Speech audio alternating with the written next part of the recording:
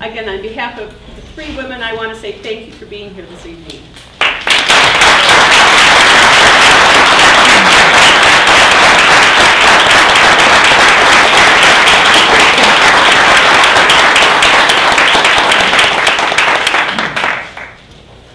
Have you ever experienced one of those moments of serendipity? You know, a spark of inspiration that changed your perspective forever. I had one of those. Actually, I've had several. But I had one that was a big one. It was about 6 years ago, and I was dreaming about owning my own business. I was out in Santa Fe, New Mexico for a class. And one morning I was up early, so I was just killing time hanging out in a coffee shop, enjoying my usual double decaf skinny latte, when I noticed up on a bulletin board in that shop a flyer that really caught my eye. I don't remember what the flyer was for, but across the top in big, bold letters was a quote that really struck me. The quote said, "Those people who chase dreams are the most likely to catch them."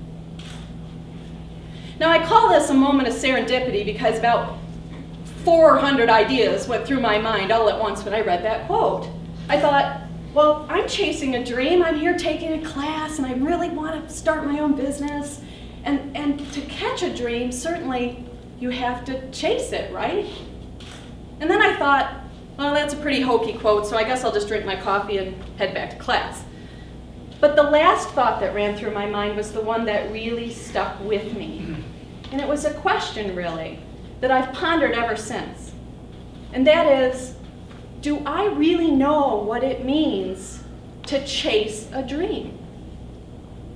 I mean, it's fun to dream. We all have dreams, some great and some small.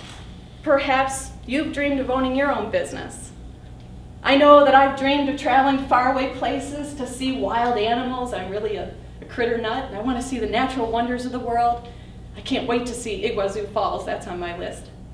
And when I was young, a teenager, I had a big dream then too. I wanted to be a country music singer. Hey, I was country when country wasn't cool. But what I really want to know is, how do people make their dreams reality?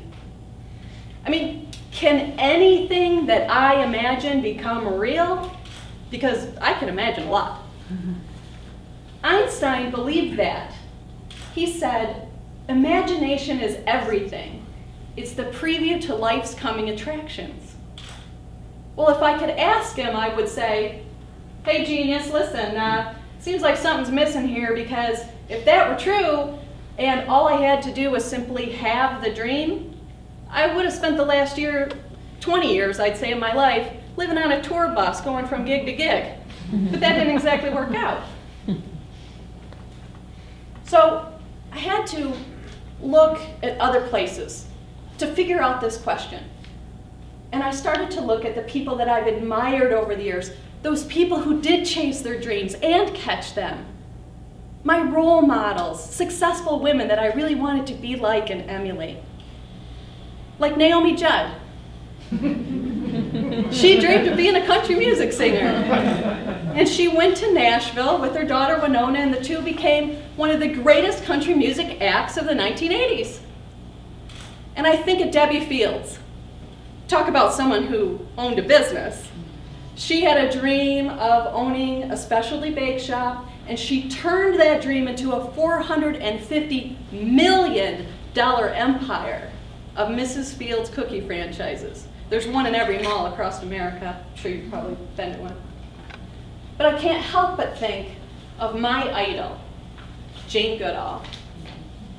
This is a woman who, as a young child, loved animals so much that she dreamed of traveling to Africa to see the exotic animals that she had read about in books in their natural habitat. And she went on to become the world-renowned primatologist whose lifelong study of the chimpanzees of the Gombe Preserve in Tanzania changed our perception of the ancestry of man. Now, those are amazing stories and quite the accomplishments. So I look at the stories of these three women And I see that there's this common thread there. And I say, there is a magic ingredient, a secret to catching my dream. And I believe that it comes down to one simple trait. Gumption. Good old gumption. I love this word, gumption. It's a silly word and it's fun to say. It does feel like I should have suspenders and maybe some chewing tobacco when I say it. She's got gumption. But it's a great word because it encapsulates all these great ideas all the way down into one tiny little space. So just what exactly is gumption? And I want to know, how do I get it? And what is it about it that makes it the secret to catching your dream? Well, I looked it up. Gumption's this old Scottish term that meant to have common sense.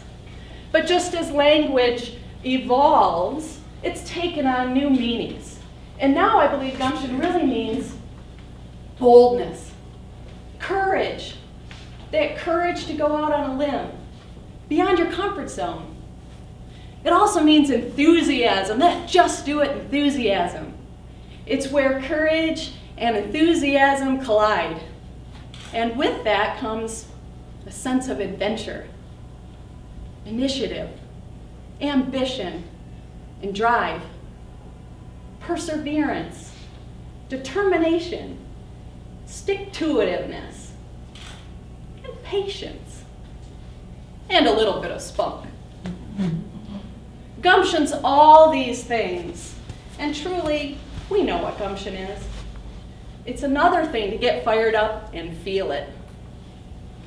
I was a little worried about this at first, because I thought, am I going to be able to conjure up enough energy to do all those things every single day?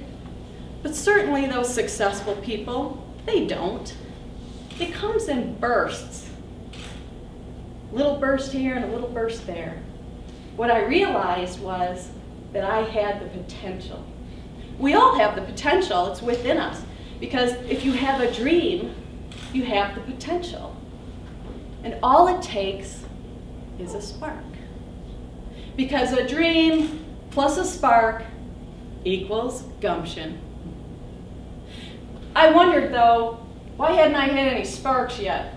Maybe I was missing these sparks. Sparks going on and I wasn't getting anywhere. And so I had to kind of open myself up to it and allow space for gumption to grow. Let me give you an example.